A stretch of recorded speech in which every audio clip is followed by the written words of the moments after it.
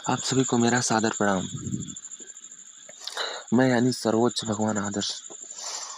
आखिरकार मैंने 143 करोड़ भगवान क्यों बनाए और मैं इस वीडियो में आप सभी को बताऊंगा कि भारत से संपूर्ण रूप से पूरी तरीके से जातिवाद को कैसे खत्म किया जाए।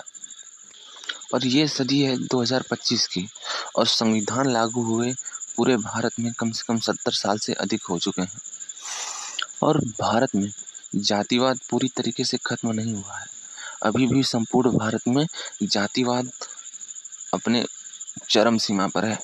यदि हम लोग आंतरिक रूप से और कर्म से देखें तो भले ही अस्पृश्यता और भेदभाव खत्म हो चुका है, किंतु जातिवाद अभी भी सबके साथ होता है, भेदभाव सबके साथ होता है। और इसका जीता जागता प्रमाण मैं खुद हूँ। मेरे साथ बहुत ज़्यादा जातिवाद और भेदभाव हुआ है, किंतु मैं खुद की फिक्र नहीं करता हूँ।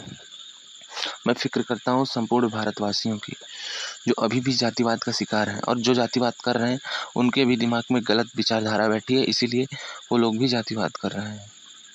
जातिवाद आखिरकार आया कैसे? तो जातिवाद का जो मूल आधार है वो है हिंदुइज्म। अर्थात मैं हिंदुइज्म को गाली नहीं दे रहा या उसके अवगुण नहीं बता रहा हूँ। मैं जाति प्रथा ये हिंदू धर्म की ही है। जो ब्राह्मण है, क्षत्रिय हैं, वैश्य हैं और शूद्र हैं, ये हिंदू धर्म में ही बांटे गए हैं और उनके कर्म हिंदू धर्म के द्वारा ही निर्धारित किए गए हैं।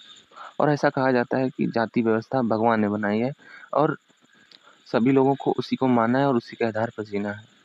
किंतु यदि एक इंसानियत के रूप से देखा जाए तो जातिवाद ने संपूर्ण भारत में केवल लोगों में भेदभाव, एक दूसरे के साथ जलन, एक दूसरे से अलग और एक दूसरे का नुकसान ही किया है।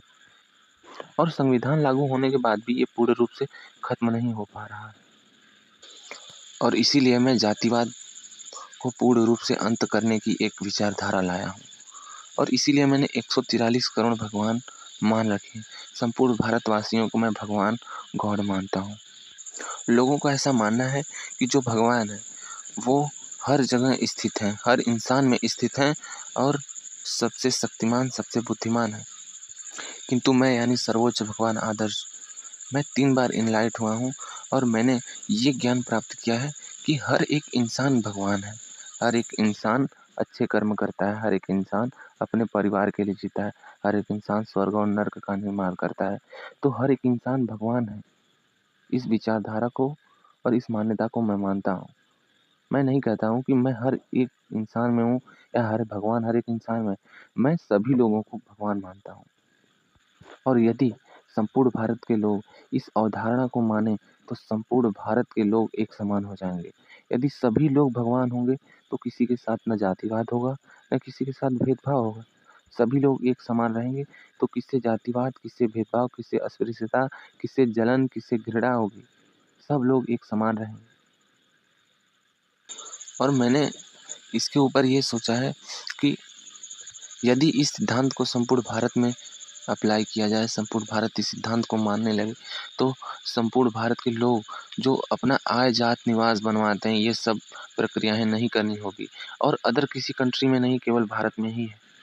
और यदि आप सभी लोगों को लगता है कि गॉड खुद को कहना बहुत बुरी बात है, तो मैंने इतिहास पढ़ा है और उसमें ज़्यादातर जो यहाँ पे वायसराय बने हैं, जनरल बने थे, जो अंग्रेज थे, उनके नाम में लॉर्ड लगा रहता था। Lord Curzon, Lord Dalhousie, Lord Minto.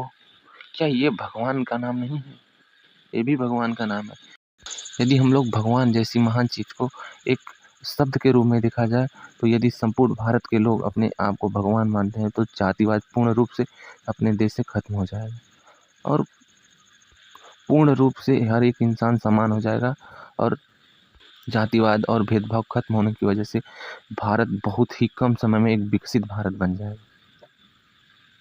जातिवाद न कोई उच्च जाति का करना चाहता है, न निचली वाली जाति सहना चाहते या करना चाहती है।